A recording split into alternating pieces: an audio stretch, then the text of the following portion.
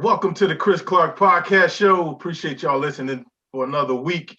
We got a great topic yet again for you guys. We're talking about men empowerment. That's right, men empowerment. I got four of my good friends, long time Goultown, Bridgeton representing friends in the house. Mr. Bryan Smith, aka Coffee, JT Burks, and Mr. Levi Feeney. All right, look. Before we get started, I do want y'all to follow me on social media, Facebook and Instagram at Chris Clark Comedy, Twitter, Snapchat, and also Clubhouse at Comic Chris Clark. And just visit my website, chrisclarkcomedy.com, sign up for the newsletter. And listen, y'all, for the month of February, I'm trying to spotlight small businesses. So if you have a small business, just contact me on any of my social medias, or you can email me at chris@chrisclarkproductions.com and send me your small business, and I'll give you a shout out on the podcast show. And our small business for the day is La Lashes. La Lashes is actually running a sale this month. All luxury mink and magnetic lashes are $10 only just for this month. And they also have waist trainers. So ladies, if you're trying to get that waist right for the summer, get wasted by Lala. She can be reached on Instagram at Lala_lashes85, or she can be reached by phone at 856-974-0408. All right, listen, we are talking about men empowerment, and just like last week, I want to give a Black History fact that you may or may not know. This week's Black History fact is Claudette Colvin. Claudette Colvin is actually one of several women who refused to give up their seat before Rosa Parks. So Rosa Parks didn't actually start that. It was Claudette Colvin and a couple other women. The Montgomery bus boycott on March 2nd, 1955. The 15-year-old girl refused to move to the back of the bus 9 months before Rosa Parks. She was inspired by Black leaders that she was studying, like Harriet Tubman, in her segregated school. So y'all, it's a big article on her, Claudette Colvin, Google her. And yeah, it's a real interesting story. So that's our Black History fact for today. Listen, like I said, I got some special guests. A couple weeks ago, I had two of my good friends. Now I got three of my good friends, and we're gonna be talking about men empowerment. I'm gonna let them give their own credentials. We're gonna start off with Mr. Levi Feeney. Mr. Levi Feeney, tell them about yourself. Hey, yo, what's going on? My name is Levi Feeney. I'm from Bridgeton, New Jersey, reside in Vineland now. Just random dude. I was an athlete growing up. A lot of my friends that y'all see today, that's how we came up, straight from sports, Babe Ruth, Bridgeton Midget Football Leagues. Went to school, Bridgeton High School. We was raised doing the same things, loving, our village. We basically had like a village lifestyle. Everybody was friends, cousins, family members. Went to school, Bridgeton High School, like I said, graduated from Rowan University, work at Bridgeton Public School Districts. Been in community service and activism, I would say, for maybe probably about 15, 16 years and whatnot. And a lot of us, everybody really that's here, we all been doing the same thing for years and whatnot. So, but one thing, I'm the vice president of Positive Vibrations, along with JT Burks, who's the president. I had a lot of different, credentials as far as media services and whatnot.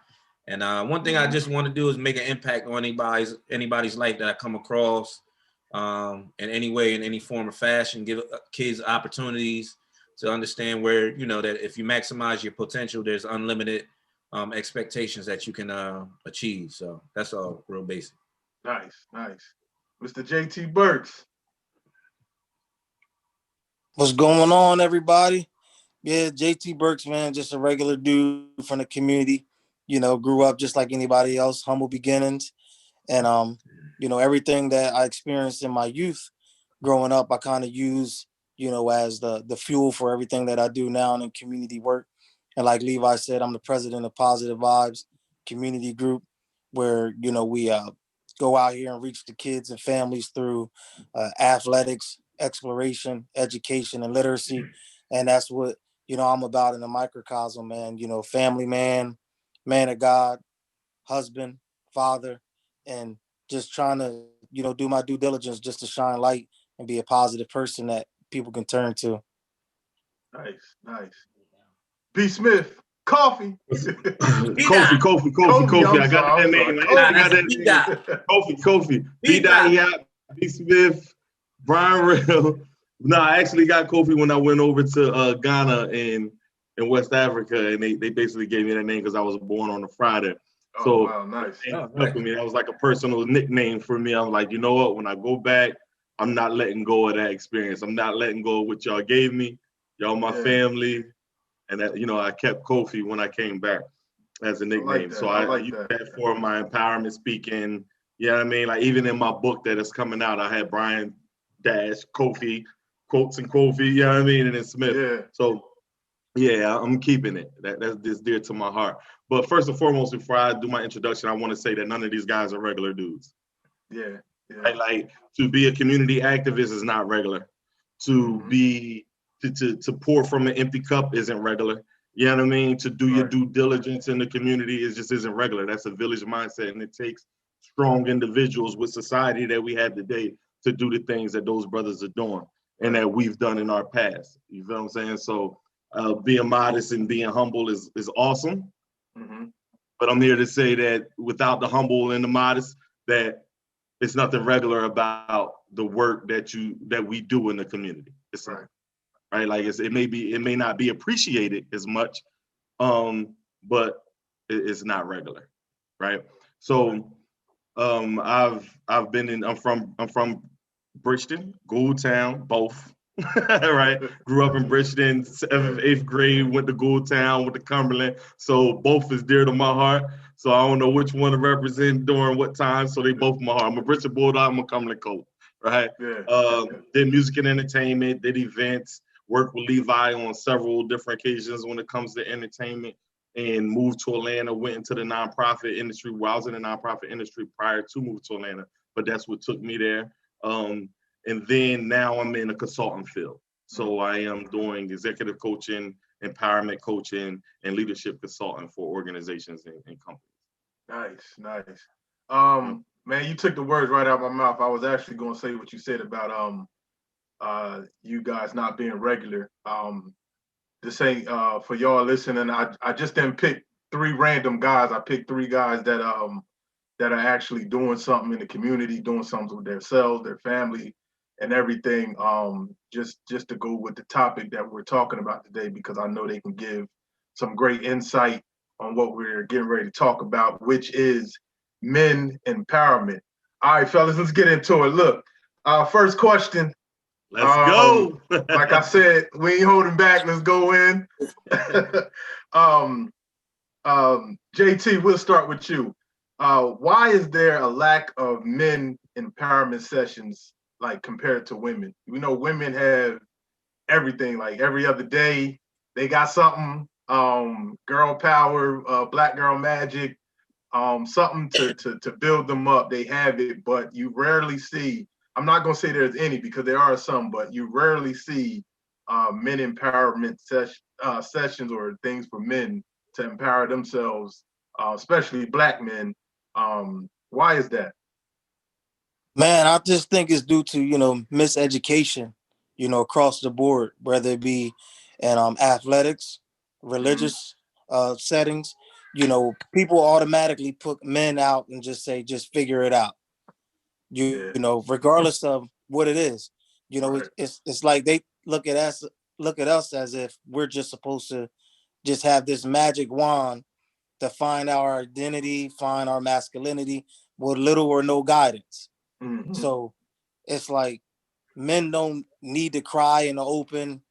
Men just are tough-willed, these strong individuals that's impenetrable as far as showing their softer side, so to speak. So people just automatically think we know all the answers because we're men.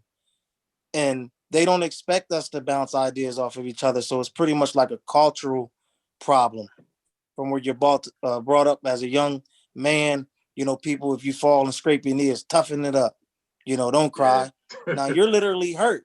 Yeah. You know, you hurt Yep. just like anybody else. You bleed, your feelings get hurt, you want to cry, and people just say, nah, man, have thick skin. And Yeah. nobody never tells you why you are not supposed to deal with your emotional side. So when you become an adult, you just start brushing stuff to the side. I'm not supposed to go to the next man to let them in and expose myself as far as my fears and my doubts and needing reassurance. Yeah. Wow. Wow. Kofi, same question. Why is there a lack of men empowerment sessions compared to women? When it comes to gender, it goes into, I think the only thing I can dive into is the emotional aspect of it. Due to our nature, right? Like we more prideful. We have been taught, like Brother JT Burks said, we have been taught to be those prideful, to have everything together, figure it out on your own men, right? Men carry a certain title, a king carry a certain title, and we supposed to have it together. We supposed to know what we need to do. And if we don't, we suffer in silence until we get it together. But sometimes that suffering and silence can last over a period of years, right? If we don't get the right empowerment, that silence can be 5-10 years. It could be to your damn deathbed, right? Like, you know, like we could be suffering silence for so long without the empowerment. But I think it's because of that alone. It's men carry a certain set of pride that don't allow us to be vulnerable and transparent.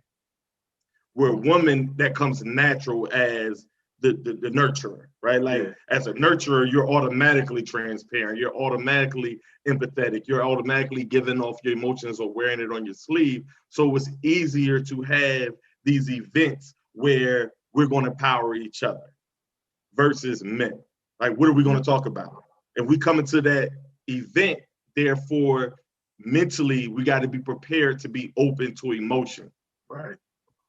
So you're looking at another grown man and you're talking about failures, right? You're talking about doubts. You're talking about fears. You're talking about being held down. So basically, it sounds mentally, consciously as excuses, but it's real life.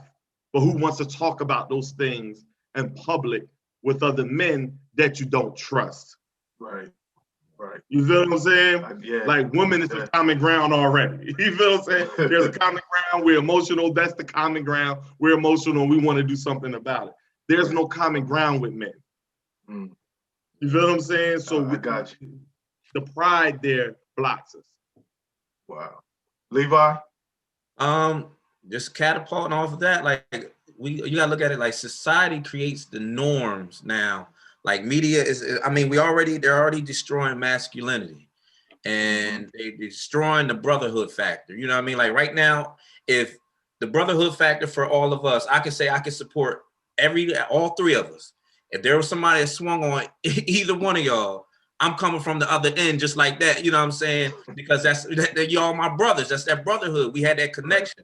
You look at our old football pictures and our old Babe Ruth pictures and stuff where we all lined up. Those were our brothers. So society, to me, has destroyed the norms as far as brotherhood. We already know what the media is doing to masculinity and how they're making it be shunned upon. So that's a piece of it where there's no support group. Forget the man, forget the male. We're empowering us, these women over here, or we're empowering this and that other organization. This other group of people, but we're not worried about them because basically I feel like this. If you look at the way they're promoting, how they're promoting, gay rights and everything else, but they don't promote, let's say, therapy and for African Americans a lot. You don't see that in our urban areas anymore, and you definitely don't see them promoting that to Black men as well. When we've seen some trauma, but nobody wants to support that. They don't want to. They don't understand, or they don't think that we have PTSD for some of the things that we've experienced or anything like that. So to me, the social norms are just being construed and shunned upon. I mean, all you got to do is look how the men back in the day in the 60s, 70s, you know, during a lot of the movements, how they connected, they supported each other, like the Black Panther movement and whatnot. Those brothers came together and they supported each other. Yeah, they were dealing with, you know, a whole bunch of issues, but they came together and supported. So now you look at it, it's just like, forget men. We're going to de-escalate every single thing that they try to do together. And hey, they got to learn how to deal with it. And, you know, even in some of our families, you know, like Burks was saying earlier, they just tell you, you got to toughen up, be a man about it. And like we were saying earlier, sometimes that volcano erupts. You know what I mean? It's a wrap. We don't, you know what I mean? And I've been to places, I have been in situations where I really needed a support group or something. And I keep it real. If it wasn't for maybe 2 to 3 or 4 other guys at the last, you know, at that particular moment, I would have lost my mind because I had no support group. Nobody told me, Levi, you should go. Well, one person did tell me later, Levi, you should go see a therapist. I never even knew what I thought, man, nah. But when you meet and you go there and you be like, yo, I should have been doing this for years. You know what I'm saying? Maybe not every day or every week, but I should have been doing that. So, but you'll find every now and then you'll find a support group, but it's on your own, but nobody promotes it. So that's how I look at it. I think it's just shunned upon. Masculinity and brotherhood period is just shunned upon in America and society period. So that's my you know, stance on. Yeah, man, I think all 3 of y'all hit the nail on the coffin. You know, everything that I was thinking about, you know, why men can't be empowered.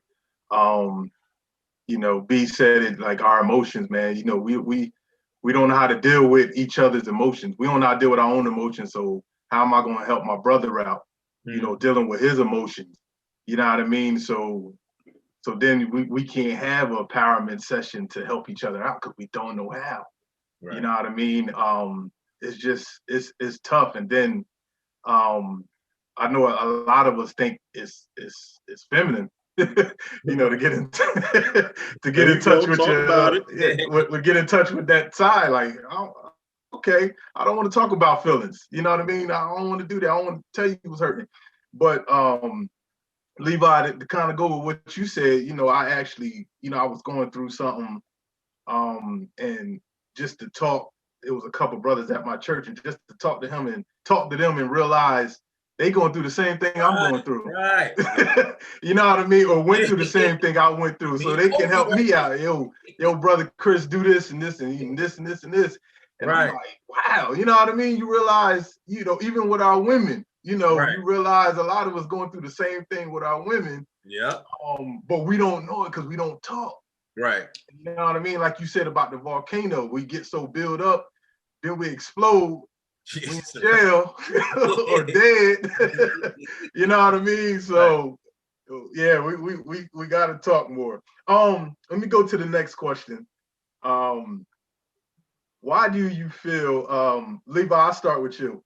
Why do you feel women have to degrade men in order to be empowered? It seems like every empowerment session women have is, we don't need no man and all blah, blah. Like, why do you feel they have to degrade us in order to feel empowered? Because, and I might get in trouble for this, but women are they're emotional. They're emotional creatures. They were developed. Men were developed as logical thinkers. Women, wait, hold on. I'm about to get unfollowed. What Omar Gooden said on Baby Boy, unstable creatures. Hey,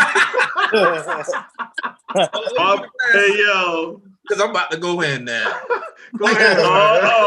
It's getting too bright in here. Put the shade every now and then they can be logical. Don't get me wrong, but we are more logical in a sense, and we don't operate off of a whole bunch of emotions unless you got this younger generation. That's a different story now. But I think that they degrade us as a lot of them degrade us for validation purposes, and they avoid their accountability portions. So everybody is accountable for the issues. It's just like a chick that I've heard B talk about that a bad lover don't make him a bad father or something in one of his rap songs. So you'll have a woman who's scorned from a relationship, destroy that man And maybe that man might have made a mistake or whatnot, but she destroys that man's entire character and not even realize, okay, I chose this man. You know what I'm saying? I knew what he had going. I knew he was out here doing this. I knew he was out there doing that all this time, but I chose him. So I think a lot of things we find out where we get smeared and all that other stuff, it has a lot to do with validation of self. Victimizing, that's a big thing a lot of people do. I don't understand why, but and some men do it too, but we victimize ourselves as a front to avoid that mirror. And we look in the mirror, if everybody look in the mirror and they realize, okay, you know what? I was wrong. Yeah, she was wrong, but what can I do better? You know what I mean? What can I do to help myself do this? So that's what I kind of feel like. A lot of women do that to validate themselves to avoid the accountability portion of what they need to do to be a better person and be a better version of themselves. So that's why I think, we get attacked, we get hit hard, they throw us down, kick us to the curb, and we still bounce back. But I guess it makes them feel better. That's what it is. And it's based off of emotions versus, the logical aspect. Need somebody to blame. Yeah. JT, same question. Why do you feel women have to degrade men to be empowered?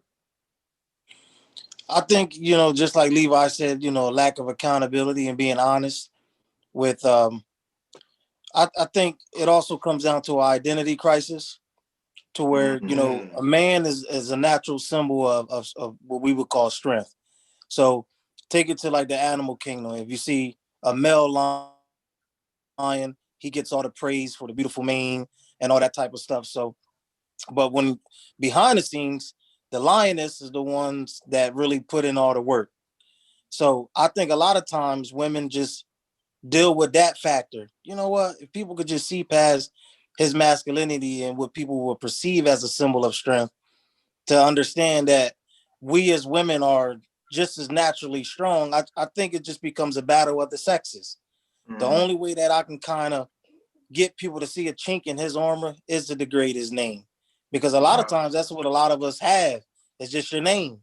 Right. And if I can degrade that and make him look bad in that capacity, then I don't have to deal with as much guilt, I would say, and I think that's what a lot of women I would see, from what I've been able to perceive, is like, if I could just break him down, then I won't feel as guilty. Because think about the place that we're put in. If a man makes a mistake with a good woman, people might say, dang, he messed up. But it don't get that much attention. When a woman messes up with a good man, you see what I'm saying? He's called, so she has to deal with that. You know what I mean? So the best way to not have that guilt on her shoulders is to try to make him look bad and paint a bad picture. And that's in everything, man, from politics, just trying to get a new position and just excel in life. The best way, it seems, the strategy that they have is to just degrade the guy that, in a sense, they feel as though they're competing with for attention or clout or whatever it may be. Yeah. Wow. B. y'all should have put y'all cash apps up here. Y'all preaching. Listen, I'm gonna say this. I would say I've seen two different types of women empowerment events. I've seen a positive one. I did. I was at one. I was actually there, physically there. I was like, damn, I need to date somebody here. You know what I'm saying? Like, it was an event where, because I do want to give this, I do want to give love to the ones who do have effective women empowerment events, right? They did. It was about, their entrepreneurship. It was about their development. It was about self-accountability. They were speaking it all the stuff I needed to hear. They were speaking, and I felt comfortable there. Not one time did I feel in defense. But then you got the other ones. Yeah.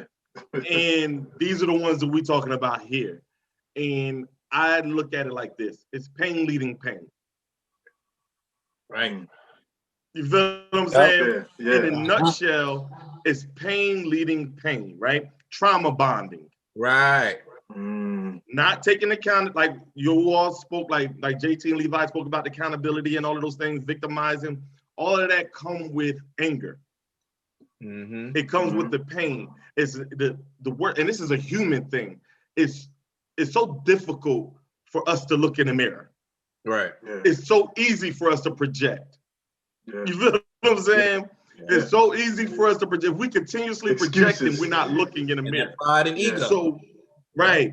So when a woman is hurt and they torn or whatever, and it can be torn both ways, like JT said, they've made the mistake, right? And they can't fathom the fact that I made the mistake. I hurt a good man. Like, I messed up, right? Let's go on this rampage of hate all men, right? So, and then the second thing I say is a common friend sometimes exists, and this comes with trauma bonding, exists because of a common enemy. So if we all come together, the best way we can be friends and empower each other is this common enemy. Right. And if it would hurt us all, is this men, like this is what I hate. I hate when, like, and I'm in Atlanta, so I hate when I meet a female and she be like, oh no, I dated somebody from up north. I never date an up north person again. You know what up north is? Up north is like DC all the way to goddamn Boston and up. You know what I'm saying? Rhode Island. So you telling me all of these states from Delaware up, you don't want to date because of one guy. That's how much hurt has been inflicted on you, right? So these are the type of individuals that's leading these type of empowerment conversations.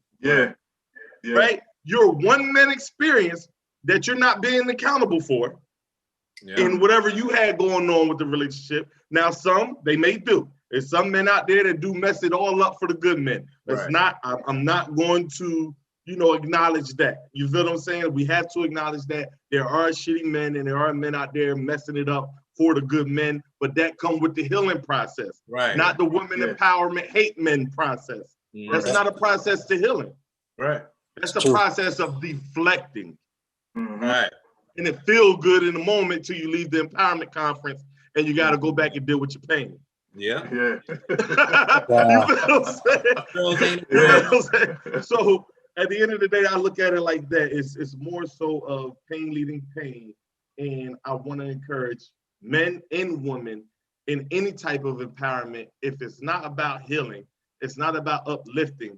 If it has to down somebody else to uplift you, it's not empowerment. That's the truth. Right. Wow, that was good. If I can, Chris, I can add to that, man. Go ahead, brother. Just simple as, what B was saying, this is what I try to tell people a lot of times when they ask me for advice.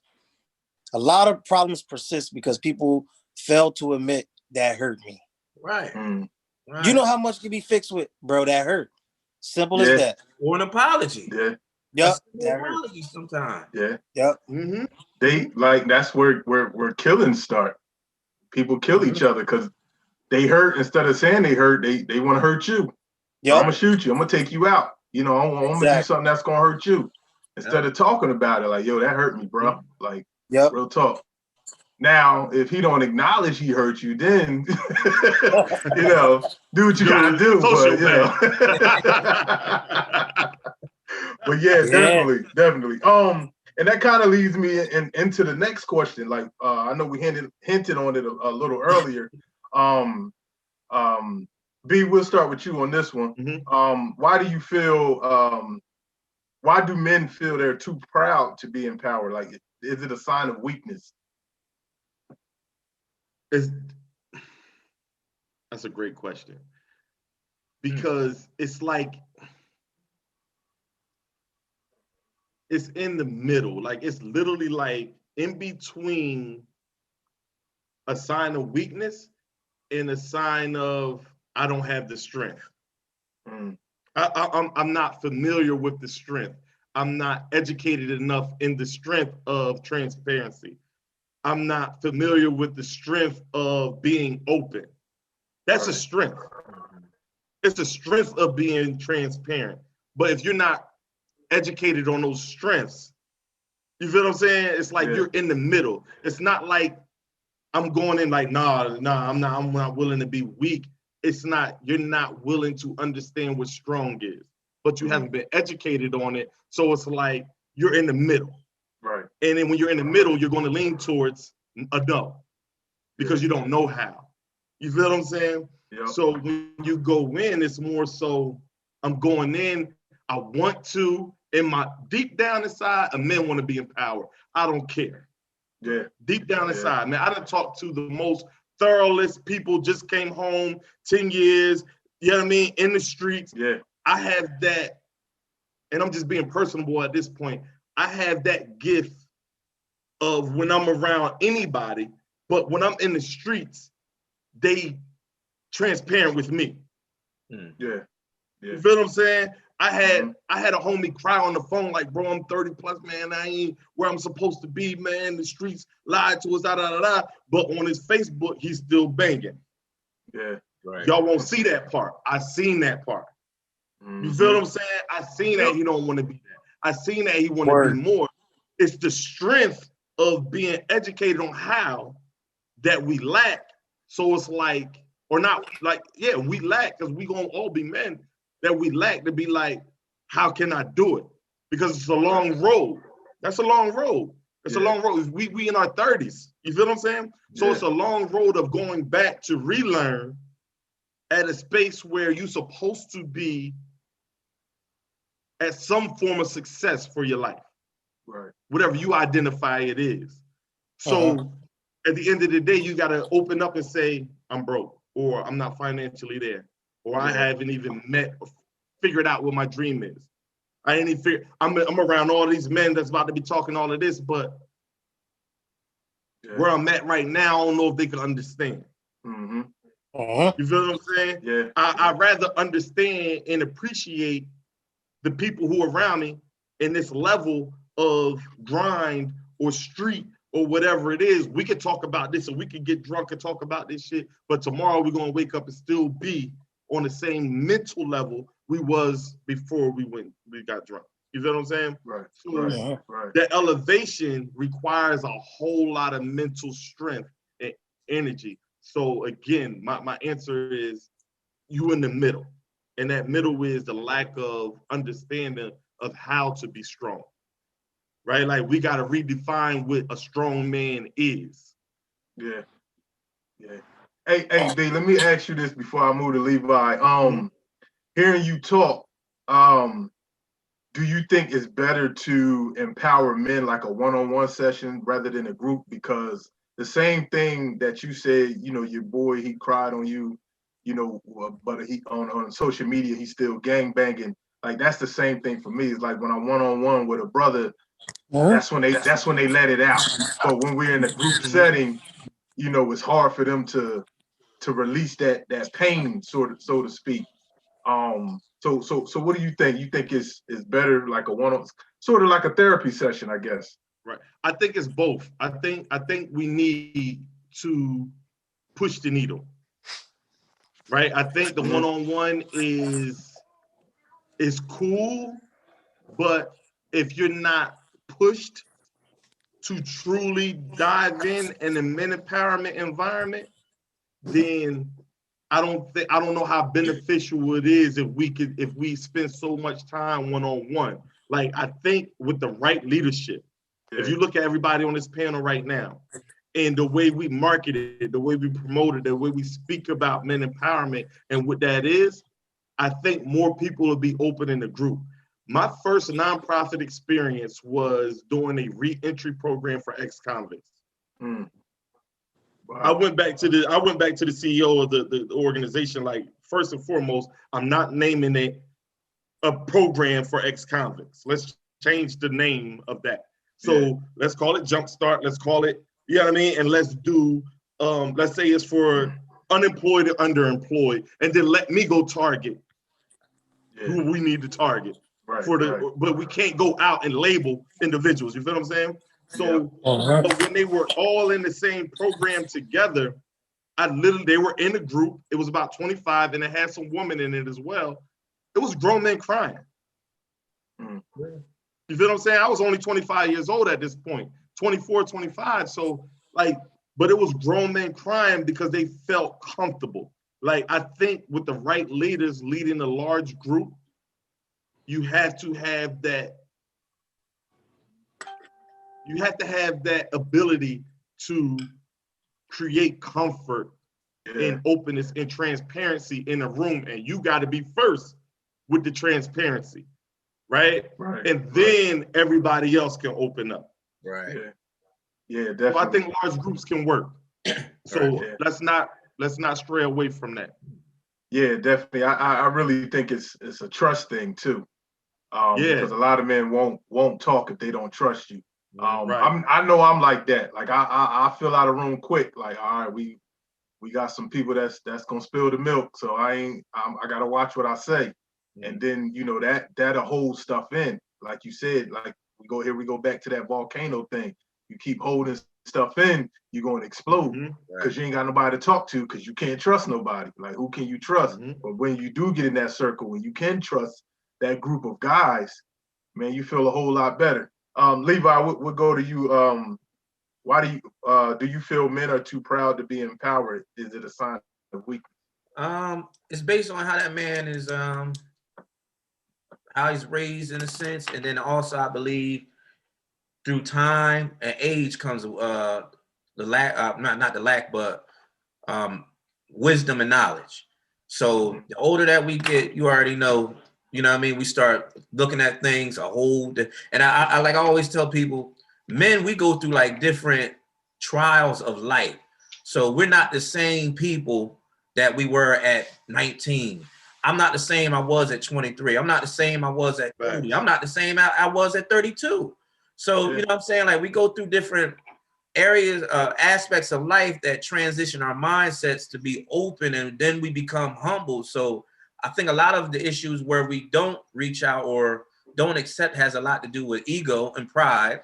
And we all know, we all got some guys, and we all have been there too, where you can't tell us nothing. And we rather get the experience first. But now we at the age where if you can break something down to me, you know what I mean? Save a couple years, let me know right now. But I think a lot has to do with, the upbringing. Like my dad used to tell me, you know what I mean? Sometimes it's good to keep your mouth shut. You know what I'm saying? Keep your mouth shut and watch, pay attention. You do have some older males that can really give you, and that's why I miss my uncles. Because when my pops passed away, my uncles, they passed away too. So I don't really have no older male to go to right now and be like, hey, so what do you think about this? Or what do you think about that?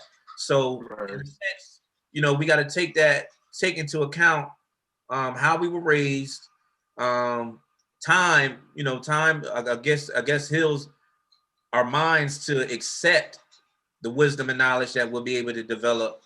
And then just jumping into that therapy session, like Bryan was saying earlier, I know in my situation, not to get too deep, but, going through the divorce and stuff, I actually got people like in my fitness club that are actually going through divorce. And, you know what I'm saying? Like, I have watched them online because, I watch, I learned stuff. I went through a healing journey. I had to learn myself all over again. I had to evaluate myself and be accountable for where I was wrong at in a lot of situations, and where I wasn't wrong at, I had just to accept it because I didn't have closure in my situation. But I watch other guys, and I'm watching him, and I'm just watching. He pouring out his heart online. You know what I'm saying? Like, he's posting meme quotes and all that stuff. And I said, bro, and I hit him up, and I said, bro, look, it's time to get your self-value back. It's time to get your worth back. I said, let's get into this gym and let's work out. He ain't getting too much detail about everything, but we started hitting the gym. And that's when he was able to start expanding and expressing himself as far as what he was going through in his marriage. Another brother came on. We started working out, getting everything. And those sessions, those areas, like Bryan said, sometimes you'll go out, have a drink or something like that with somebody, and, that somebody knows, and it might trigger that conversation. And like you said earlier, Chris, you don't even know, we don't even halfway know that we dealing with the same issues. Yeah. You know what I'm saying? Bryan even hit me up when I was going through, you know what I'm saying? And I was really going through something. And he hit me up and gave me some advice. And I'm like, yo, I needed that. I was able to vent to him. But being that he's my friend, I would, you know what I mean? Like I wouldn't expect him just to, you know what I mean, to lock on, but he locked on, he paid attention, and he reached out, said, bro, you know, I know you probably going through this or that. And you know, I just let it out. Same thing with Linwood Mosley, Spooky, and Unc Jones, and all of them, and Box, and all of them, and you know, Sam Fowler, a couple of them. Like the connection was there. It had to be the right time, and that's what I do. Like with my you know, with a couple of my fitness group, even with the women that's a part of it. Like if we have a Zoom meeting maybe every 2 weeks, and I don't just want to connect it to fitness. And if you have an issue like personally inside that you're hurting with, this is your chance to let it out. We're going to be transparent. So I'm transparent with them first. And then that, I guess, allows them to say, look, this is what I'm going through. It's hard. And I'm like, yo, you know, we talking to each other and everybody gives advice to pick them up. And, you know, it takes like Bryan was saying, it takes that therapy session location. Sometimes you got to find the right location for people to be able to vent, even if you're not a therapist or something like that. But all about retreats. Yeah, back to the question is just, I think a lot has to do with ego, and sometimes it just takes time for us to garner that wisdom and that knowledge to say, listen, I need to accept whoever's going to give me a piece of life and just, you know, bring it in and apply it to my life. Nice. JT, why do you feel men are too proud to be empowered? Is it a sign of weakness? Oh man, good question. I think when dealing with men, you know, again, it has to come from a pure, honest place, because we as men, we're kind of set up to kind of be a defense, even when it comes to our family, or even if it's about going to what they say the car lot, so to speak. If they see a woman coming by herself, they target her. Or I can get over, I can sell her anything. But if that male is present, it's automatically like, let me be more on the up and up with him. So we have more so that respect factor for one another, to where we can smell BS. You see what I'm saying? Right. So just to piggyback off what B said, you know, a lot of the work that I really love about community work is when you can get those one-on-ones, and when people open up with honest individuals. And that's something that people have to understand. That's why I don't feel as though everybody can be equal, so to speak, and reaching people, because everybody don't really come from a pure place, you know, be hidden agendas. And when dealing with men, man, we can sniff that. So I don't really think men have a problem with being empowered by other men.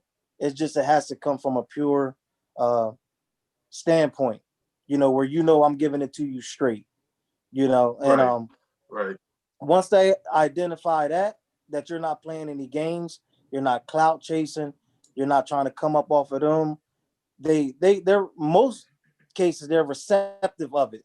So I think, man, you know, it's so hard to gauge each individual because everybody's different. And you know, I just think, again, man, men have to be ready to open up. And when they're ready to open up, there has to be that trust. There has to be that accountability. There has to be that brotherhood. There has to be that transparency. And when all those things are there to create that type of environment, you know, men will spill anything out. But it can't be like, man, if I share this with Chris, how is he going to look at me? It has to be kind of like that iron sharpens iron mentality, to where now, even though I may be in a broken place, you're still willing to listen to me too. So that's one of the best parts of the empowerment, where it has to be a two-way relationship. Because most men, I don't care what position they're in, whether they're broke, you know, homeless, if it's coming from like a condescending place, they're not going to be receptive of it. Because sometimes, man, you'll be out here talking to homeless people or whoever it may be, people who may be locked up, and they be spitting facts to you. So when they see that you're receptive, a lot of times they'll be receptive. So I think that's one of the best ways to approach people, approach everybody as an individual with mutual respect, not looking down your nose at them, and understand that you're there to be an advocate and be patient too. And I think that's one of the things that kind of prematurely ends a lot of relationships, to where there can potentially be a breakthrough. It's where we do it in our timing, not in the timing of the individual that we're trying to serve. And that's one of the most frustrating parts on a lot of people. It's like, dang, man, if Chris would have just gave me another chance or just walked with me one more week, I would have been all right. But he gave up on me too quick. So I think that's one of the things that men really have a problem with as far as accepting empowerment from other individuals. Is just going to be another person that's going to fall short in my life, especially with coming from a place of dealing with a lot of our situations, fatherless homes. And it's like now, although I want to reach out to Chris, Levi, Bryan, are they going to be another brother that's just going to seem good and then just leave me there waiting at the altar, so to speak, with nothing to turn to? And now I'm broken, and then now I'm really frustrated because when I really want to reach out again, I don't trust nobody because I thought that person was authentic. So it's so many things that play a part in it. You know what I'm saying? So it's hard to put your finger on it, man. Broken partnerships, disappointment from trusting other people, and then them not coming through, or people spilling your business out in the streets. So many things have to deal with why men are reserved as far as reaching out and accepting help. Yeah, I know. You know, I'm 36 now, and I'm at the point in my life where I'm reevaluating my friendships. Because at this age, there should be no reason why I can't come to you and talk. I think one of the best feelings in the world, it happened to me, you know, a few times where people are coming to me like, yo, can we talk? Man, I know you're gonna shoot it to me straight. You know what I mean? With relationships, and I do. I'm honest because I'm open-minded. I try to see both sides. You know what I mean? So that's the type of people you want to talk to. Like, yo, give it to me straight. Don't tell me what I need to hear. Tell me, tell me what I want you to say. Tell me what I need to hear. You know what I mean? And I really feel like, like Bryan said, we all in our 30s.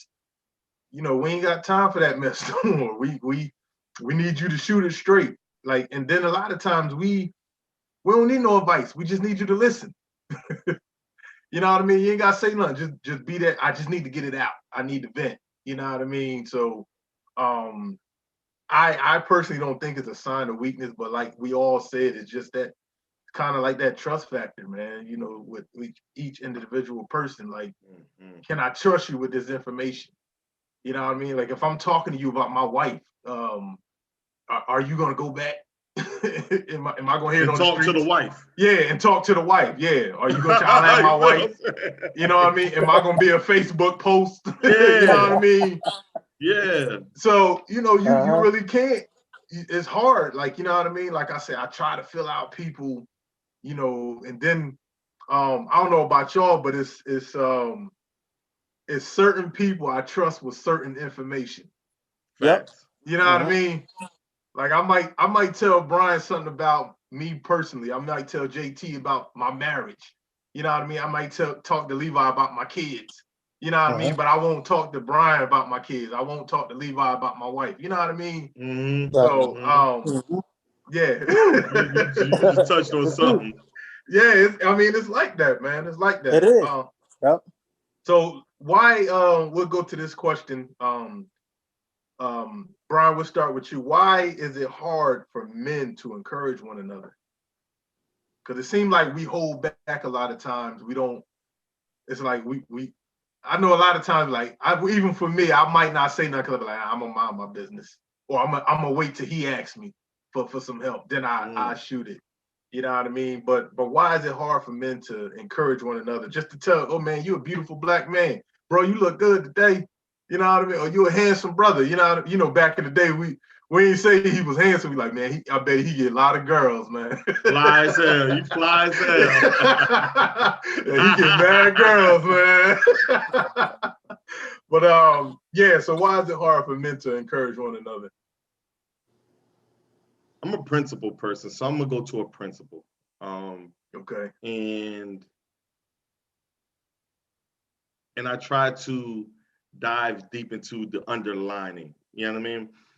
Instead of talking about what transpired because of the underlying issue, my thought process go directly to beneath the surface And when you go beneath the surface for men, especially Black men, we don't have empowerment. We don't have encouragement. Mm-mm. Like, you have to have an ability to encourage before you can encourage. Right. So if you walking around with pain, you walking around with doubt, you walking around questioning life decisions, you know what I mean, where you at in life, and or you completely focused on your vision and trying to get out of your whatever situation or circumstances you're in right now, how can you possibly have the ability to reach out and just empower and encourage? Right. You feel what I'm saying? Your mindset is so wired right now that looking at, and your trust levels are so down because like you're literally trying to trust yourself. Mm-hmm. You feel what I'm saying? Like you're doubting yourself, you're questioning yourself, you go through these emotional roller coasters throughout the day. Men can say we're not emotional, but when it comes to things that affect the pride, we got them emotional. Yeah. You feel what I'm saying? Yeah. We just handle it differently. We're not emotional on our sleeve, but when it, again, if it affects the pride of who we supposed to be as men, we are emotional. We just hold it the hell in and don't know how to release and don't know how to elevate. You feel what I'm saying?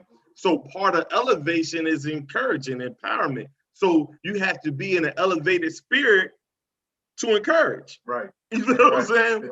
So if you're not there, and sometimes a lot of men not, you feel what I'm saying? It's hard. I mean, and it don't even have to be financially. I'm not talking about the basic above the surface stuff.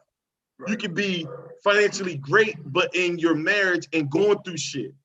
Yeah. So now you're questioning, it's the same principle. You're questioning where you were, how do I get here? How do I get out?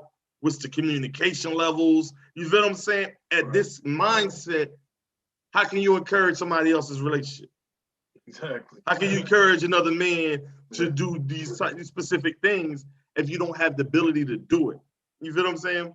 So I think certain people are gifted with wisdom. Certain people are gifted with the ability to motivate. That's why you have leaders. You know what I mean? Like it's, right. I always say it's 1 in 10, maybe 1 in 100 leaders to follow ratio in society. You know what I mean? Like some people are gifted with it, so they can be down and out. They can be drained. They can have nothing left in them, and they still going out and serving kids and still going out and serving communities. You know what I mean? Like those. That's why I started this show off by saying those people not regular. Right. These people on this whole that shit ain't regular. Right. To be able to be completely drained and be completely positive at the same time, it's not regular by any means. So those are only specific individuals. But for the most part, it's difficult to empower and encourage when you're not in that spirit to do so. Mm-hmm. Wow. Levi, same question to you, brother. I can't even comment off that. I know, right? that was his question by itself. Ego and pride. Ditto. That's it. Yeah. Why is it hard for men to encourage one another? You asked me. Yeah. Levi. Bro, my thing is pride and ego. Everything else Bryan touched on, but I think that's what it is, mainly pride and ego. And when people haven't been in, all right, it's almost like how we grew up in church, and you hear people, they say you want that blessing, but you don't know what that person went through to get to it. So there's a lot of people like that just sit on the outside and they watch and like, man, I ain't commending him on nothing. You know what I mean? Like he don't come to this or he don't show up for that, but you really don't do nothing. You know what I'm saying? Like, and this is another thing too. I see people when there's a trend, if your name isn't mentioned, that's another thing too. If your name isn't mentioned, then people don't even want to be involved because, okay, because I've heard, and the crazy thing is, everybody that's here, I've always heard somebody say something slick. I just didn't say too much about it. But I've heard somebody say something slick because you see, okay, they making noise out here in the streets and they're actually doing stuff. But why are you hating like that? And I'm like, yeah, I hear you, but he actually doing, you know, he doing his numbers, bro. Like you got, and Burks will tell you in a quick beat. I'm always positive, so I'm like, well, maybe such learned, you know what I mean, a little bit more or something now. But you do have people. If your name ain't mentioned, my name ain't mentioned, I ain't supporting it because it's more so for validation purposes. We in a situation where men, like I said, this generation has pushed so much as far as like especially social media, where we have to be validated. Bro, the only validation you need is yourself and God. But that's an issue too. Like a lot of men are, you know, we don't want to support because we want to be validated. We want our names to get a little buzz and feel good about ourselves because we don't really feel good about ourselves internally. So I'm not going to say, okay, yeah, be Bryan doing this thing or Chris doing this thing or Burks, I'm proud of them, but they ain't doing it like this and like doing, you know what I mean? Like, my name ain't mentioned. So now my ego and pride is like, forget them. I'm salty. Facts. That's a good, man. Listen. I mean, just to go back, I have been told by a woman, she felt that I was living in Burks' shadow. And I'm like, how? I said, how was that? But that's my bro. You know what I'm saying? That's my brother. And at the end of the day, he called, I'm there. I don't need no. I said the same thing with John Fugel. He called, I'm there. I don't need no line. I could be behind the scenes, and you know what I mean. And a lot of people don't be knowing I do a lot of stuff behind the scenes. It's just I don't need a limelight. But you got some guys they just don't. They don't want to partake because their name ain't in the forefront. Right. And I'm not be a servant. Yeah. So validation. Yeah. I see a lot of people like that. They don't want to serve. They only want to come when the camera's on. Things like that. So you gotta stay away from them people. Like, look, I need people to get down to the nitty gritty. Don't care about who get recognition. Right. Like, we have a mission. We need to get this mission done by any means necessary. Right. You know, people ask me, yo, why you go so hard, man? You ain't even getting paid. Like, nah, man, a job needs to be done. And that's what I could say at least about our ancestors, because even though they know they weren't gonna make it to the promised land, they were trying to pave the way so we can go. Right. We can get on that road and we can keep going to the promised land. And that need to be the same thing for us. We need to keep paving the way for the generation behind us, so they can keep going forward. And not, it don't matter if my name is in the history books or Levi name in the history books, Bryan, GT, it don't matter. It just needs to get better for our next generation. Right. We keep fighting for recognition. Nobody's going nowhere, and our next generation is going to be worse off than what we was. And you got a lot of people that's they grinding for their first name and they ain't grinding for their last name. JT, I feel like in addition to that, like I even the last segment, the last question that you had, when I heard JT answer and then hearing Levi's stand on, I'm sorry, I know JT ain't go yet. Let me. Go ahead. When I'm looking at it as if to do Black empowerment, to do men empowerment rather, we need men codes. And whoever's leading this, you feel what I'm saying? Right. Who's ever leading any form of men empowerment has to articulate those men codes. And if those men codes are broken, you are no longer part of this empowerment. Right. Nope. And that has to be said. It has to be articulated. It has to be broadcasted. It has to be known, and people has to believe and trust that that is what it is. You feel what I'm saying? Right. Because if those codes are broken, because that's the problem here that I'm hearing. And I'm a leader at heart. And I've grown to be a leader at mind. Right. So it's like you have to put those things in place in order for men empowerment to truly work. Because I've been a part of coalitions, Levi, I tell you.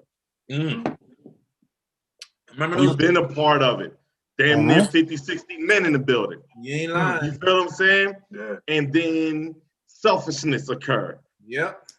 I want this and that, or my name ain't on, and people completely forget about the mission Yep. why we here, that we getting food for free Right. to be productive for a community. Right. You know what I'm saying? Like, so I've been a part of those things where it's not healthy if the right leader isn't set in the right terms and guidelines and policies up front, that this is what this is. And if you're not about that, you're gone. So any whisper chat that we get and we identify, you're gone. Right. Yep. Thanks. JT, we'll go to you and we hit the next question. Why do you think it's hard for men to encourage one another? Oh man, it was cool that Bryan just added that code part in there, man, because as a man, you don't never want to compliment somebody and get disrespected. And it always has to kind of be like a two-way street. What I noticed with a lot of people, from putting work in, it's always like they accept a compliment from me, but it's not two ways. So you get to the point where that builds up over time too, to the point where it's hard for you to compliment. Because a lot of us start out, hey, what's good, bro? Good job. Then all of a sudden you start to realize, hold up, this is one-sided. This is all about what they can get from me, Now I'm giving you a plug, your organization, your brand, but then now I'm noticing when it comes to me, you don't do it the same way. And me personally, I don't like to do anything that I don't feel pure with, or if it don't come from an authentic, organic place.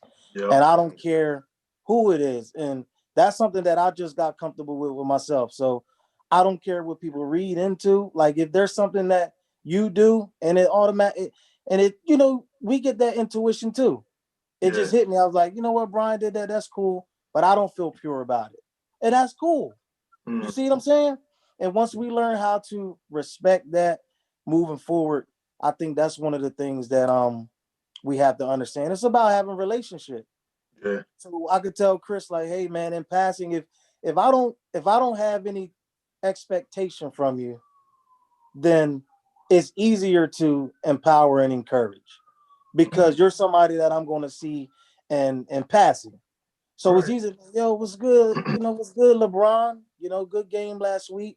Go on about your business. That person don't owe you no type of loyalty. He don't owe you nothing in return. So that's easy to empower him and encourage him. Now, when it comes to the relationship side of things with men, as far as empowering and encouraging, it goes to those codes that Bryan said has to be established and respected. Because now, again, to get back to this is a two-way street.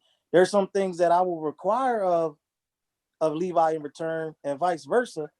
That with what Chris said earlier, where you said, hey, I might talk to JT about my marriage, but not Levi, or I might talk to Bryan about my kids and not JT. It's the same way in empowering and encouraging. There's different levels of expectation and loyalty and common ground to where you can intrude on another man's territory and build on another man's, I wouldn't say turf, but there's just little things that we in society just don't learn how to respect. You know what I mean? Yeah. And I just think if we learn how to have mutual respect for one another, then that will aid us in being able to empower and compliment and encourage. You know what I mean? Nice. Listen, I'm gonna do a quick commercial break. I want to highlight another small business, a Black-owned business, Clay Brooks Maintenance LLC. They're a removal service. They remove anything like construction, demolition, dirt, rocks, sheet metal, random trash, and more. Call Clay Brooks Maintenance LLC at 856-332-6581. And they also do sanitation service. That's Clay Brooks Maintenance LLC. All right, getting back into it. Levi, we'll start with you. What are some areas that men need to be empowered on? Like, fatherhood, husband, boyfriend, activists. So what are some areas that you feel that men, and we can even be more specific, Black men, need to be empowered on? Well, I'm just gonna key on a few because I know my boys are going to touch on a lot. Um, from what I see, even with like from coaching football, high school football, some men like they literally need a therapy session, bro. Like it's a Yeah. lot of guys that got like if they're not into sports, you got some kids that if they're not into sports, they really still need somebody to talk to. Um, Yeah. and Yeah. like I said, like me growing up, a lot of people didn't know or don't know. I was adopted as a kid. You know, my mother was an addict, biological mother was an addict, my biological father was an addict. I still haven't met him still to this day. But these are things that a lot of us hold on to growing up, and it gives us a lot of anger. I think that's Yeah. some of the reason why I love football so much, because I can go on that field and just be a beast and do, you know what I mean? Like just spaz. Had a lot of anger. So, you know, you see the Yeah. short dude and he hit like, you know, spikes or stuff. There was a lot of anger coming, you know what I mean? Like a lot of Yeah. anger. And I learned that later on, and I learned that last year. My first time ever doing therapy last year, I learned I had abandonment issues. So I had abandonment issues. All you got to think, I never acknowledged that, but I learned that's what I dealt with just doing that therapy session. And I used to think I used to clown therapy, you know what I mean, growing up. Yeah. Yeah, I ain't crazy. You know what I'm saying? I ain't this and that. But the things that they pull out in you, you know, just off of basic questions, will have your joker almost ready to cry. You know, we ain't weak. You know, you gotta be hard, but you gotta think. It's so many boys like literally in the positive vibrations. There's one kid, he just kept telling me, shut up and getting mad. He was always upset. I'm like, yo, who are you talking to? So I got with him like a coach, got up in him, you know, I'm like, bro, like you gonna chill that out. So he was real upset. I told his mom. So he came back and he was like, I said, look, so I broke it down to him almost like a therapist. You know, I was like, listen, I know something must be going on.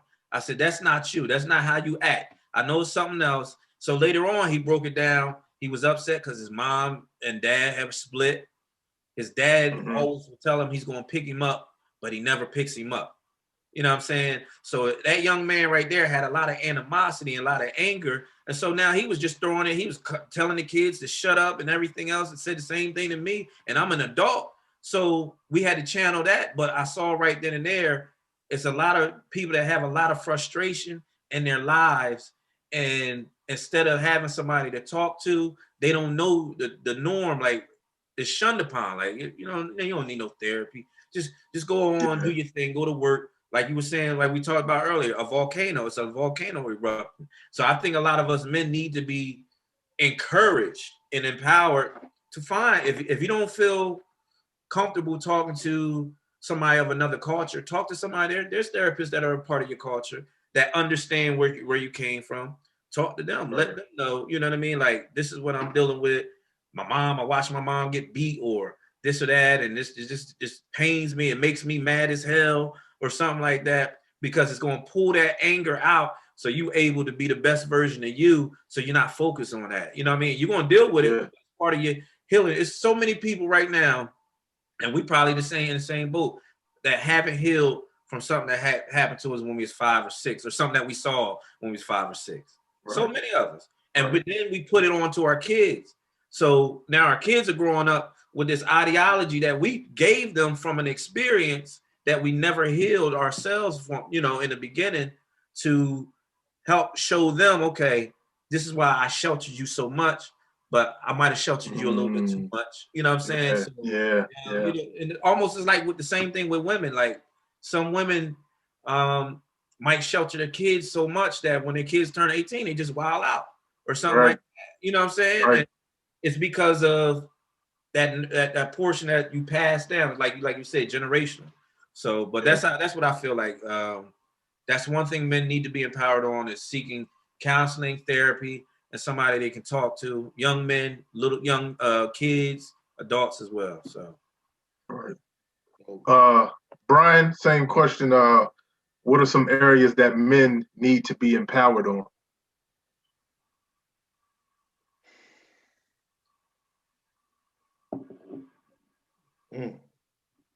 So many.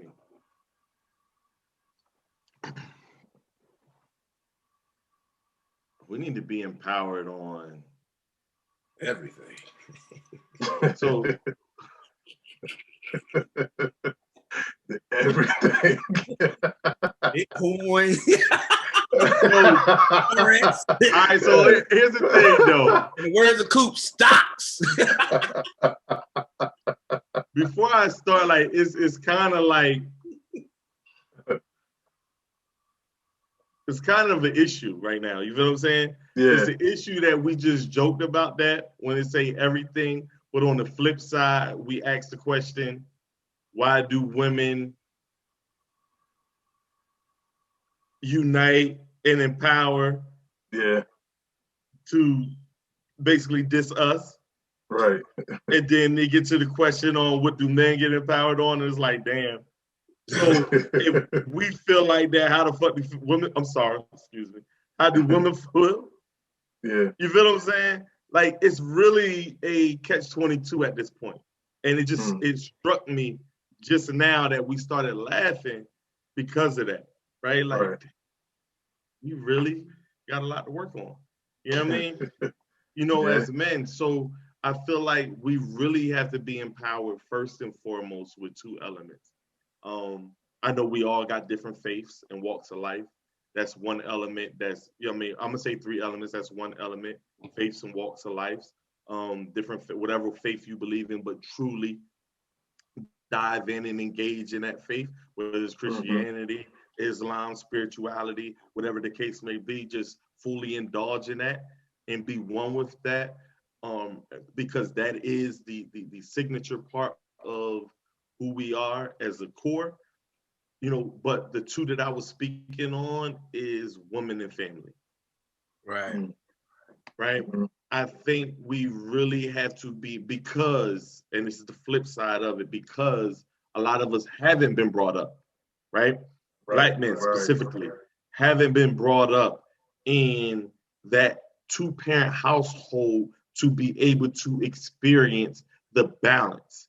And I've dealt with, I've been in youth development for so long. I'm not in it right now currently, but I've been in it for so long, and I've seen the effects of an 11-year-old girl whose parents are just getting divorced versus another 11-year-old girl who never had their dad. And the emotional distraught that happens from that 11-year-old girl, from them parents being divorced, is like beyond me in relation to the 11-year-old girl who don't even have a dad. So to experience having two parents in a household and then learning at an adolescent or teenage age that your parents are no longer going to be in the same household, that kid was a completely different person for at least 3 months in our program because of that. It had that much effect. That lets you know just how powerful it is to have two parents in a household. Because the other 11 that never had a dad, she all over the place. You know what I mean? Having fun, engaged in this activity, calling me her dad. Doing the busted challenge. Yeah, she's lit.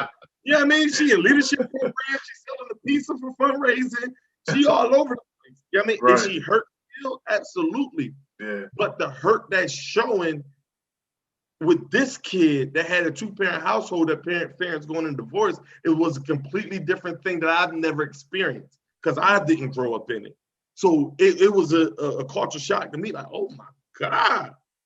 Like, she is really, like, this is one of my awesome students, my positive students, and completely went left.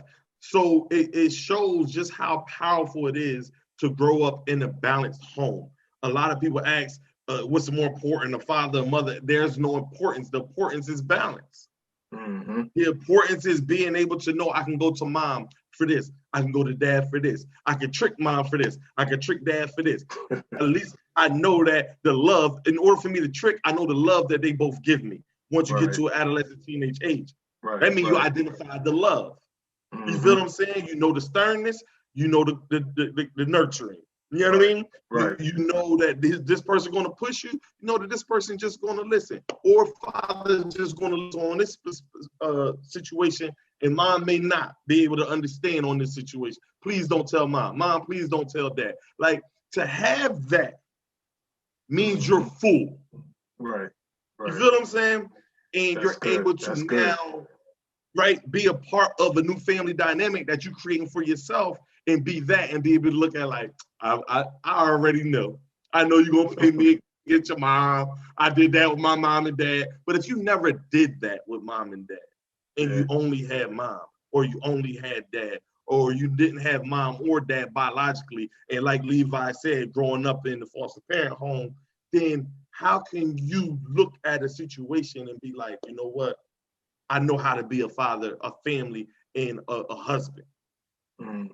I know how to be a loyal man to be able to identify and strengthen the woman who I encounter in the dating phases, in the relationship phases. I'm not even talking about the husband and wife phases. I'm just talking about you as a person. I had to grow to be this person.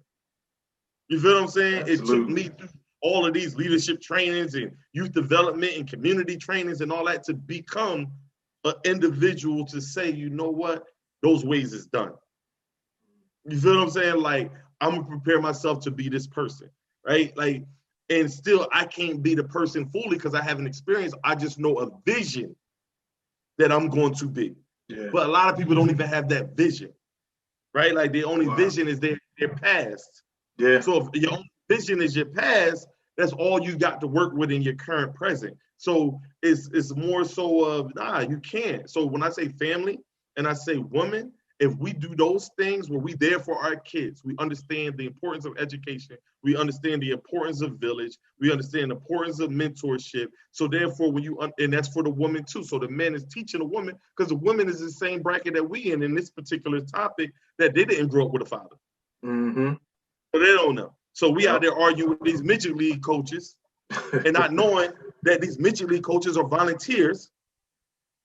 Yeah. That's instilling character, leadership, teamwork, and all of these principles in your kid for 2 hours a day, 10 hours a week, maybe 12 because of the game. You feel what I'm saying? Like, to understand the importance of that means that you understand the importance of the principle of family and the principle of being loyal and honest to your woman, man. Like, we gotta love and understand that part. Like, and there's black women that don't, and there's black men that don't. And the problem with some of us as leaders is we want to reach them instead of reaching the willing. Yeah. You got to reach the willing first. Right. Like, if you want to do a black empowerment event, let's do with the black men who first understand the principle of empowerment. To create the environment in which the other people would say, I can trust that. Yeah.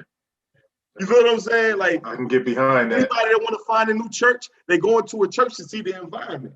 They're like, oh, that environment was created by a small group of people first. Yeah. And then when people came, I could trust this. I could trust this. Now they follow. Now they being transparent. Now they being open. Now they joining. Now they tithing. Now they doing all of those things. So it's the same thing with any kind of group. You start with the willing, and then it grows. Right. You establish the core principles, the codes, and everything else, then it grows. So back to it, like, man, when it comes to men empowerment, women and family got to be on literally the top 3 for me. Oh yeah. Yeah, definitely. JT, what are some areas that men need to be empowered on? Man, I would say in their household, just like B was saying, that's very key and essential to anything, man. You know, and that's what a lot of people don't understand, even about going in community work. And I feel as though that part has to be kind of like stabilized by the woman that you have in your life. You see what I mean? So with me being so active out in the community, you know, my household, I usually keep a little close to the vest and more private. But you know, my wife is the source of a lot of my motivation, strength, situations where I might be ready to give up prematurely, and she's quick to Mhm. remind me, like, hold up, understand that. Remember, you said God gave you this vision, so you have to understand He's going to make provision. He prepared you for this. You deserve it. Go out there and earn it. Go get it. So Mhm. I think, given that reassurance in the household first, it's easy for me personally to go out in the community and be strong because I know the backing that I have at home. To where Mhm. if I have to make a sacrifice financially to fund something, I know she's going to back me up. See what I'm saying? Hey, Yeah. Yeah. this might be a little tight right now because I had to help a kid out. So Yeah. knowing that she's going to pick up the slack to what I had to sacrifice to pull from our finances or our household, that's where I feel as though gives me a lot of um, power, so to speak, Yeah. and encouragement, because then it also trickles down to the kids, because now the kids are straight to where she's willing to do a little bit more if I do have to be out of the household, more often for other duties that I'm obligated to. So when you feel comfortable in that space, and knowing that your household is intact, that's the best part. Like Bryan was saying, man, it has to start with your woman and your children, man. Once you know that that's cool, you feel so comfortable operating anywhere else. And a lot of the other stuff don't matter when you know you're coming home to a clean environment, peaceful environment. Your kids are straight, taken care of, well fed, well groomed. And when that's intact, man, it's easy for you to go out here and motivate other individuals because you don't you don't have Mm. nothing to prove. See what I'm saying? Yeah. Yeah. Yeah. I have a saying that I like to tell people is that, women rule the world, men just govern it. See what I'm saying? Because women is the motivating factor in everything. That's where a lot of beef start. That's where a lot of Yeah. contention start, you know, Wars. wars. So even if Yeah. we're talking in community work, I'll tell people all the time, if you can indirectly affect so many people just by their woman coming home saying, you know what, I like that program JT has going on. Not too many men gonna keep wanting to hear that. So they either gonna sit there and say, Mm. I'm gonna be a better coach, I'm gonna be a community activist, Yeah. something. That woman is gonna motivate you to do better, just word of mouth or indirect competition. So when that's intact, with a female, and being comfortable in that capacity, man, it affects everything across the board. I heard a guy was in Sam's fish and chicken one day, and the guy that was hooking the clams up for me, he was just talking to me, and he said, man, I don't get a lot of these guys that go out here and try to prove themselves, this, that, and the third. He said, man, if you got a woman at home that's faithful and that love you, nothing else in the world should matter. See what I'm saying? Yeah. And I'll just piggyback off of what he said, man. And that's what is the biggest thing that can keep a man grounded, is just having his family life intact. You know what I mean? Mm. Yeah. Mm. Yeah. I agree. I think we all can agree. Family life and you know, the woman and children are alike. And I'm gonna go as far as saying self-love too. I think, we need Yeah. to be more empowered on self-love.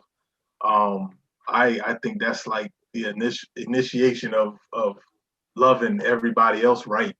Yep. Because if you don't love yourself and you angry all the time, you'll ruin a good family. You'll ruin a good woman. Yep. You'll ruin Mm. some good kids. So you Mm. gotta, and it goes back to what Levi was saying. Therapy. You need. I Mm. feel like you need to do what you need to do to get yourself right. Right. There's no way I can love my wife and my kids if I'm not right. Right. Yep. If I can't go talk to somebody about the hurt that was caused to me when I was 5 or 6, or my dad leaving, the hurt that's caused, and then here I am repeating the cycle. Now I'm leaving my kids when things get hard, or I'm knocking my wife upside the head because I Mm. I, I don't want to talk to anybody. I don't want to get my frustration out, or I'm getting my frustration out the wrong way. Yeah. So we really need to and be empowered on self-love. Like, it's okay to love Mm. Mm. yourself. Yeah. I know with all of us, we put people before we put ourselves. And Yeah. a lot of times it's okay to take care of yourself first and be like, no, I need to handle me first. Right. You know what I mean? It's okay to say that. It's okay to do that. It's okay to go get pampered, go get a massage.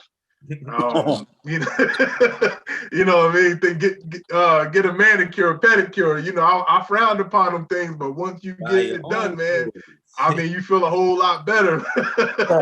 You know, you know what I mean? So, for me, it's self-love. You know, that we need to be more empowered on. I'm gonna go to this question, and then we'll kind of take it from there. What are the what can we do to get more men to be empowered, like to come to more empowerment in sessions? JT, I'll start with you. More empowerment in sessions, just to get us together, to get us in that thing like Bryan was saying, where we can come together and unite and just kind of you know, instead of that one-on-one talk, where we can come in and we can get into that group session and we can just, you know, just talk. Like so what can we do to get more men empowered? Man, just, you know, being honest, being authentic, keeping it real, and respecting the gift that that individual has, right? So one thing that I notice is a trend is people invite people into a room just to degrade them in a sense. And once men sense that, like either you're trying to sell something or undersell their value, that's what kind of breaks, you know, men's motivation as far as being a part of something. And that usually what causes, you know, separation. So like even with this panel, if you're going to call us to something like this or to a group, you have to respect each person's perspective, the gift that they're going to bring, and their ideology. And when you do that and learn how to complement one another, people will flock to it. Right. But when people get in the room and then it's like, all right, I invited Chris here because I know you have a gift. But then now when you get in the room, I'm going to downplay your gift. See what I'm saying? Yeah. That's what keeps men from getting involved in a lot of stuff, you know, ego bumping and all that type of stuff. Yeah. When Not you being come heard. in, yeah, exactly. Not being heard. And you just have to have honest dialogue and conversation.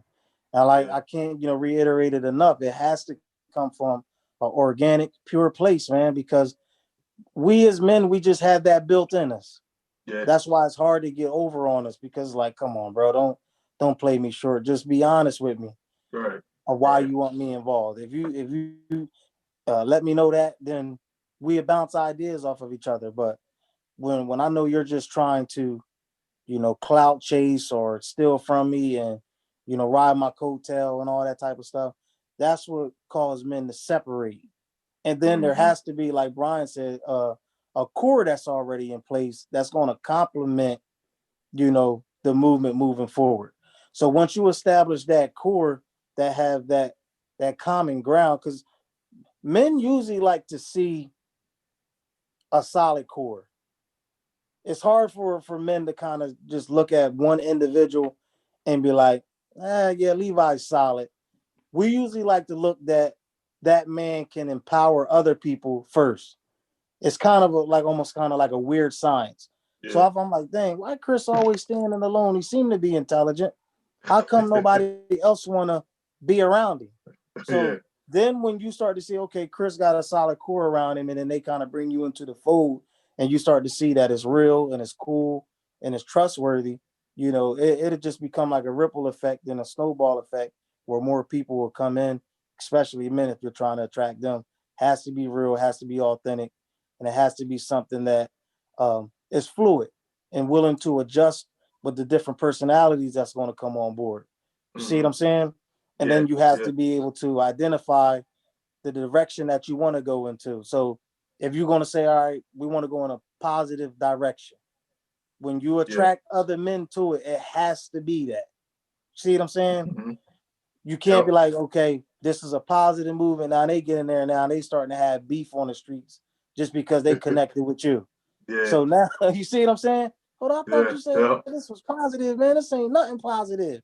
So your mission statement and what you put out there it has to be that if you want other men to get involved, because men ain't got time to be playing games. You know what I mean? At all. At all. Yeah. Levi, what can we do to get men more empowered?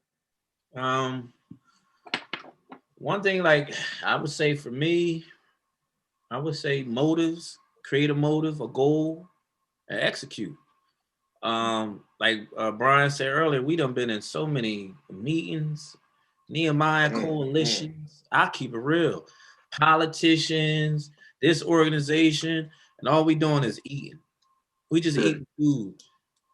My goal on this earth, I always say. I said refreshments. Yeah, refreshments. My goal on this earth. We had some real good food there. Yeah, they do. Yeah, and how they pay for it too.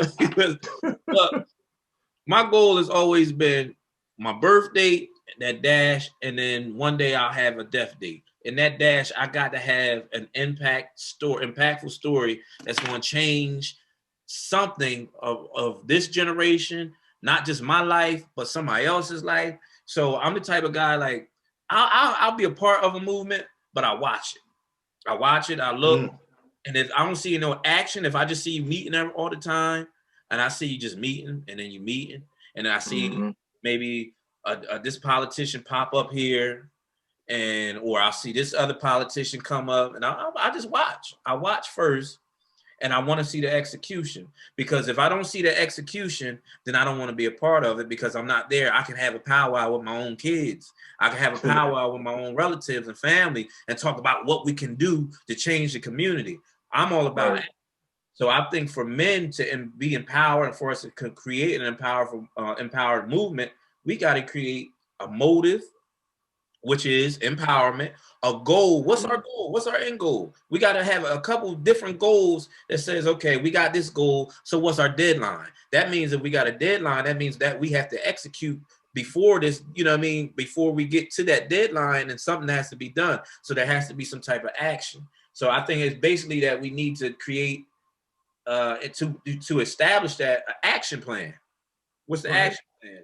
If we're going to empower, that means it could be something as simple as 5 of us coming together and say, look, this is our goal. We're going to empower each other. Well, how are we going to empower each other? We're going to work on our credit together. By 6 months, your credit need to be this or that or that. We're going to call our creditor, our debts, our collections, whichever. We're going to get the secure visa, whichever, and we're going to do this and do that for our personal goals.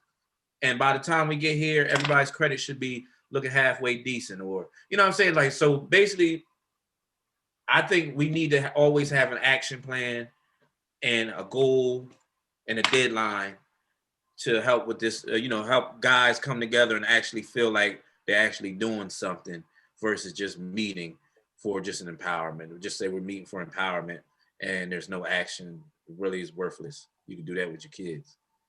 Yeah, that's, and I don't mean to put down the women, but I see that a lot, especially with the women, and because I actually perform, through comedy at a lot of women empowerment things, and sit there hearing them talk is just, there's no action. Right. It's like it's like a church almost sometimes. Yeah, like I'm just trying to hype them up. You know what I mean? Like a lot of these preachers. Just trying to get you excited and get your money and all that. But then, like you said, there's no end game. There's nothing. Well, all right, what's after this? When this is over and we get done, we go back in our cars. It's like a New Year's resolution. I want to do this and I'm going to do that. 2 weeks later. It's like that. And then us men, like you said, we're men of action. We're leaders. Right. So we want action. Like, we don't want, like you said, we just don't want to sit there and look. All right, what we gonna do? We can talk all day. But we have to do action. You know what I mean? Bryan, you can wrap us up with this question. What can we do to get more men empowered? I have 2 things. I kind of like jotted it down real quick because they both touched on like phenomenal things. So I had to like write something that was different because I was already thinking what they thought already. So So I piggyback off of what Levi just said, because that was the first bullet point when he was speaking, is that those end goals, those action plans, man, like we say those things, but I just want the listeners to truly understand how impactful that is. Like an action plan literally comes with a group of people collectively talking about where we want to go. What is the goals? And then documenting the steps collectively to get there. Not with argument. It may be some debate.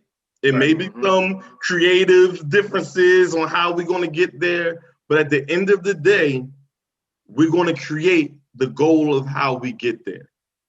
And one solution don't mean it's going to solves all problems. Right. So if you have a creative solution, you have a creative solution, you have a creative solution. You may say youth, you want to do sports and basketball and football programs. You may say youth, you want to do STEM, science, technology, engineering, math, and art, and all of these different things.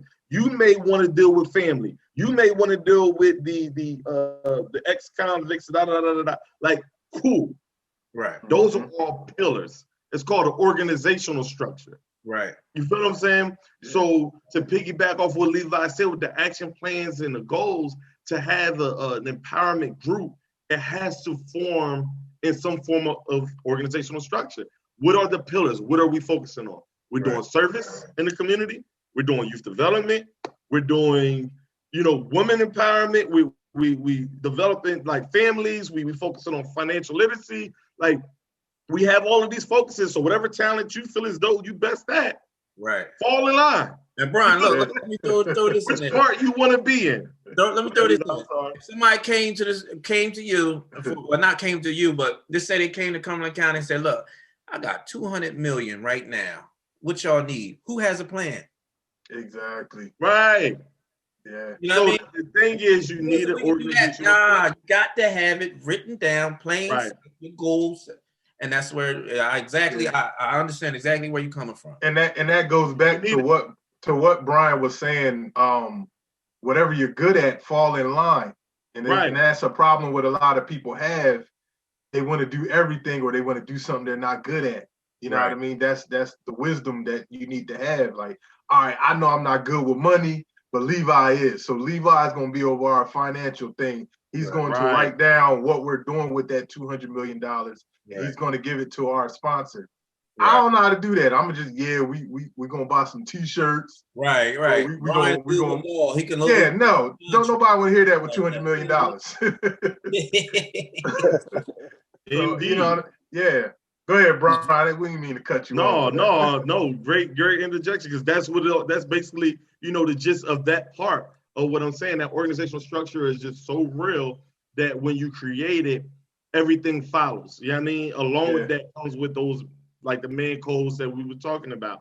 That's basically written up in our policies, and like, this is what we are about. If you go against that on social media or whatever the case may be, you're out. Because another thing JT said that's still a part of this part, when my second one comes next, is that when JT was talking about when you are involved, like, you can be in this positive circle and it's still negative.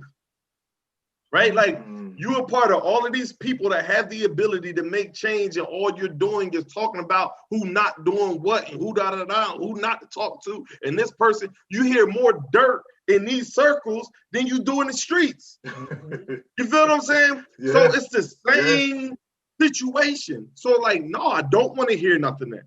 All the thing I want to hear about is the mission, the vision, and what we're doing. I don't care about who we need to stay away from. That's the conditioning from being in a small town.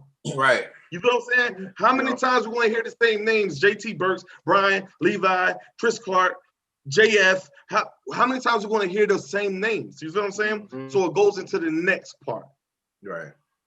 Leadership is about not passing the torch. It's about having a torch and encouraging the young to use their torch to use your torch as a light to create their own path. Right. Yeah. Where is our youth? So if you're talking about men empowerment, these teenagers about to be men. Some of them already men because they're having kids right now. Right. Yeah. You got teenagers, you got 21 to 25. So I see and I view all of these different things that we're doing, but where are them on these panels? Where are them in our programs? Where are them? Why are we not providing the wisdom to them? Why are we not training them? Why are we not engaging them? Because those kids that's going to Rowan or going to come to county college or in high school right now that are doing good, they're overlooked because we spend too much time on the negativity. Yeah. You feel what I'm saying? We're trying to change all the gangbangers, but these black kids is still in these schools amongst the gangbangers that need an outlet. Yep. But we're not reaching them.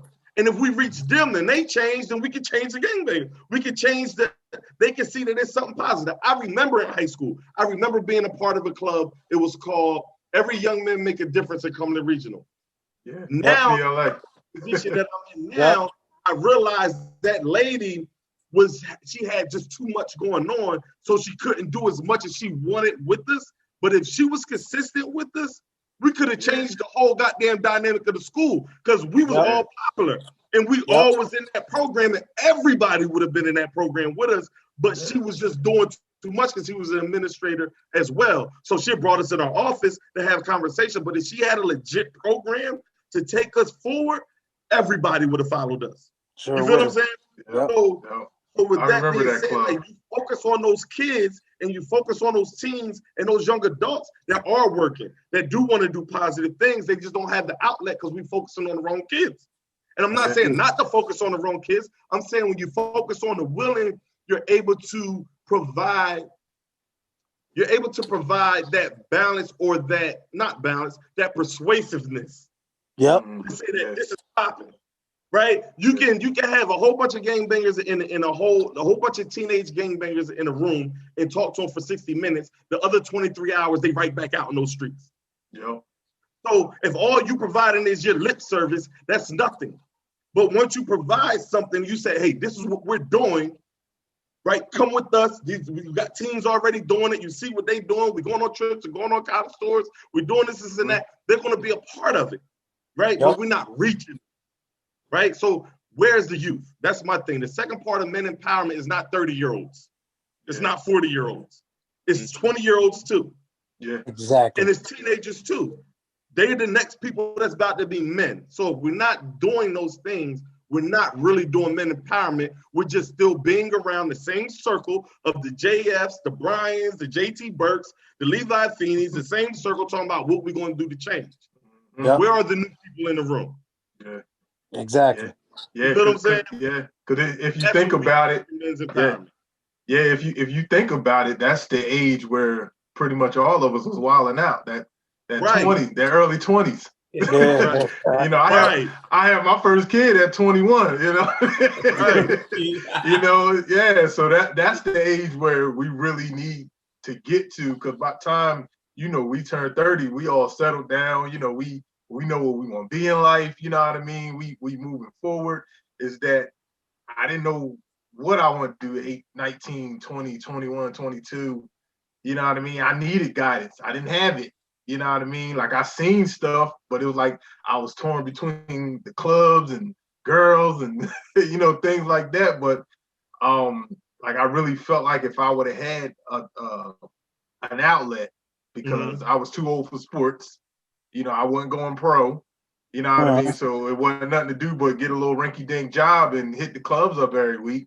You know, get you know, drink, bars, whatever, be with women. You know what I mean? That's all it was. So yeah, that age bracket, that 18 to 25, that's that crucial age where we really need to get to them.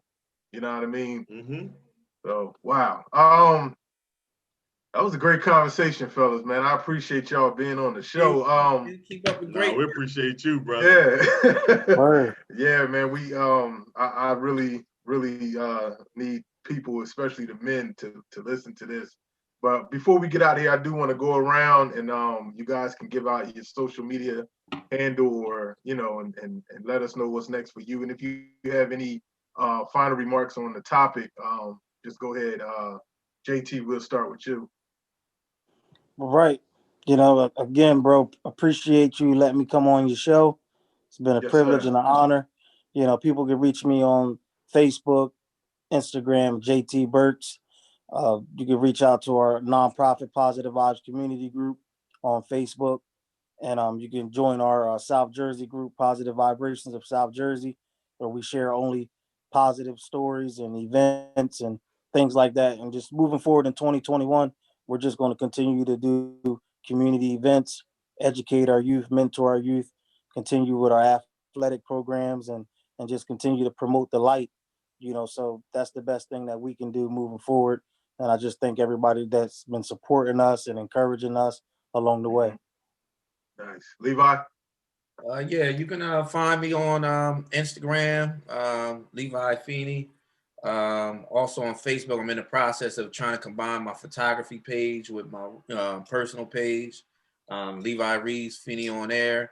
I also got a podcast that's going to be coming out on the Cook Up Radio Show next month in March. It's called In the Bread Box, the allergy series. So make sure y'all stay tuned for that. Got a lot of episodes. I'm going to be interviewing some of these guys as well. Yes, sir. Yeah, and I got a couple things I'm working on this year, just trying to get back to who I was in 2012 when I was going crazy with the media and all that stuff. So I'm getting ready to get back to that. We also got a media program getting ready to come up with Positive Vibes, where the kids are going to be learning how to do film, photography, journalism, and all that other stuff. So we're going to try to keep them on so they can learn all about media and telling their own stories and whatnot. And, just staying tuned to the Cumberland County area, and wherever I go, all I'm going to do is work. All I know is how to execute. So if it's about action, I don't care who it is. You need help, just call me. I'm there. Let's get to work. Yeah. Appreciate y'all, man. Love y'all too, brothers. Yes, sir. You got that fans only page too, right? Yeah. He got his teeth done.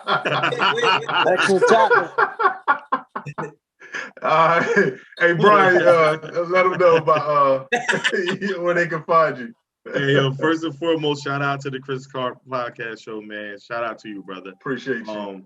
This motivated me. I'm sure it motivated Levi and others with the podcast. JT, shout out to your podcast as well. So I'm also doing a podcast called Still Not Successful. It should be out in the spring or ready to be launched around the springtime. It's about self-empowerment, persevering. So there'll be a lot of different guests on this show. And I'll be talking about things that I do in my coaching program called Empower Circle. You can follow that on Facebook, Empower Circle. We have that group there now. But the book, I have a book that'll be coming out in the summer, which will also be called Still Not Successful. So podcast and the book go hand in hand. My coaching program go hand in hand. And we just talk about different ways to be self-empowered. And that can be for any gender, any race, any ethnicity. It's all about those principles.